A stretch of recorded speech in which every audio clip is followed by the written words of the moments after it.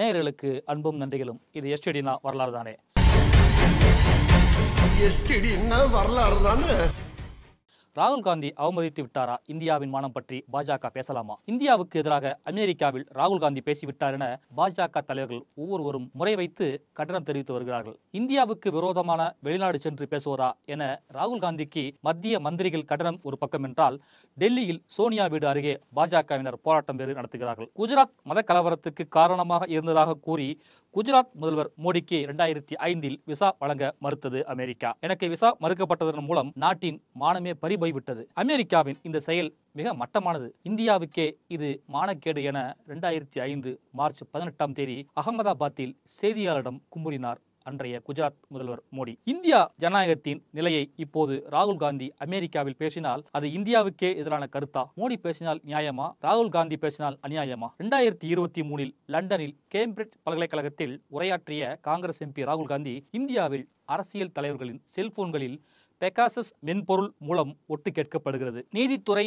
நாடாளுமன்றம், தேர்தல் ஆணையம் உள்ளிட்ட மத்திய அரசின் பல்வேறு அமைப்புகள் அச்சுறுத்தலுக்கு உள்ளாகி வருகின்றன. இந்திய ஜனநாயக கட்டமைப்புகள் அனைத்தும் கடுமையான தாக்குதலுக்கு ஆளாகி வருகின்றன. நாடாளுமன்றத்தில் எதிர்க்கட்சி எம்பிக்கள் பேசும்போது மைக் அணைக்கப்படுகிறது என பேசினார் ராகுல் காந்தி. மோடி ஆட்சியில் இன்றைக்கும் அதே நிலைதான் நீடிக்கிறது என இப்போதும் அமெரிக்காவில் பேசியிருக்கிறார் ராகுல் காந்தி. 2023 அமெரிக்காவில் ராகுல் காந்தி பேசிய போது கிளம்பிய அதே எதிர்ப்பு தான் இப்போதும் எழுந்திருக்கிறது. அதே போலத்தான் வானுக்கும் பூமிக்கும் பாஜகவினர் குதித்துக் கொண்டிருக்கிறார்கள். ராகுல் காந்தியின் 2023 பேச்சுக்கு இந்திய ஜனநாயகத்தை ராகுல் காந்தி சீர்குலைத்து விட்டார்.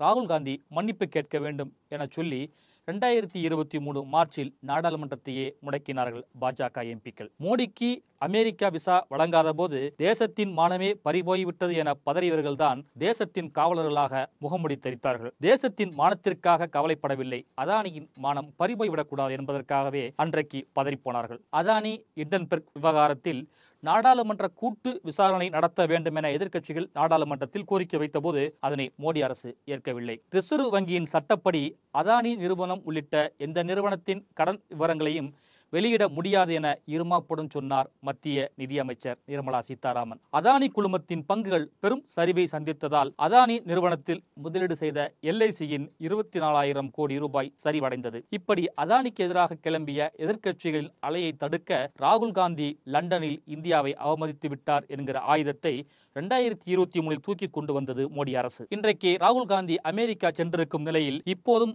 அதே ஆயுதம்தான் பயன்படுத்தப்படுகிறது. அதே இண்டன்பெர்க் விவகாரம் இப்போதும் வெடித்திருக்கிறது. பங்கு சந்தையில் உள்ள தனியார் நிறுவனங்களிடம் இருந்து செபி தலைவர் மாதவி புச் வைத்திருக்கும் தனியார் ஆலோசனை நிறுவனம் பணம் பெற்றுள்ளதாக இண்டன்பெர்க் நிறுவனம் புதிய குற்றச்சாட்டை முன்வைத்திருக்கும் நிலையில்தான் அதை மூடி மறைக்க ராகுல் காந்தியின் உரையை தூக்கி கொண்டு வருகிறார்கள். அமெரிக்க அதிபர் டிரம்ப் இந்தியா வந்தபோது அகமதாபாத்தில் குடிசை பகுதியை மறைக்க 1/2 கிலோமீட்டர் நீளத்திற்கு சாலையுடன் சேர்த்து தடுப்புச் சுவர் கட்டினார்கள். மக்களின் ஏழ்மை நிலையை அமெரிக்க அதிபர் பார்க்கக்கூடாது என்பதற்காக பெரிய சுவரையே கட்டி எழுப்பினார்கள். தனக்கு அமெரிக்க விசா மறுக்கப்பட்டதும் இந்தியாவுக்கே மானக்கேடு என சொன்ன மோடி ஏழைகள் பகுதியை சுவர் கட்டி மறைத்தது இந்தியாவின் மானத்தை மறைக்கத்தானே. வரலாறு தானே.